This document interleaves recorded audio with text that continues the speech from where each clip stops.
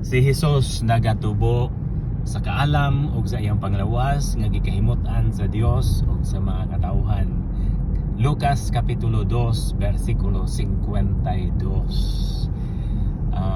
Ang tibuok ebanghelyo at dili tibuok ebanghelyo, tibuok Kapitulo 2 sa Lucas, interesante kaayo kay nag-asoy kini sa nagsugod sa pagkahimugso sa ato ang manunubos hangtod siya nawala niya, nakaplagan dito sulod sa templo o niya mingkuyog siya balik sa iyang ginikanan nga si Jose ug si Maria o dito siya nagpuyo sa iyang inahan sa wala pa niya sugdi ang iyang ministro o pagpangalagad sa mga katawhan, di ba? Public ministry.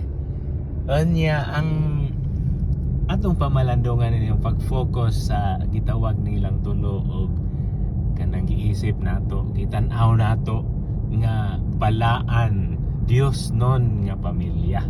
Unsa may nakapabalaan sa pamilya ni Jose, Maria ug Jesus nga dili man to perfecto.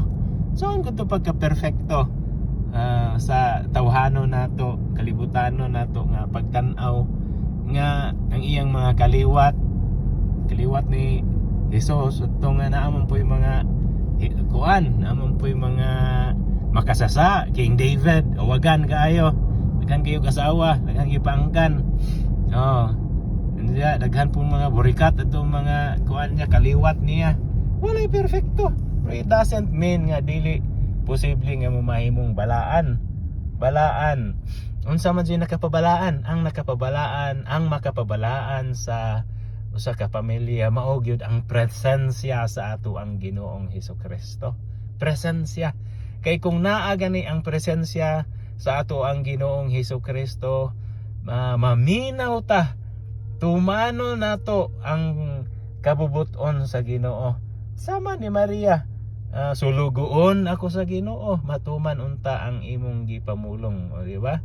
Nga si Jose usab nga just hilumon kaayo nga tao, ligdong kaayo nga tao, ngano man tungod kay naa kaniya ang presensya sa Ginoo.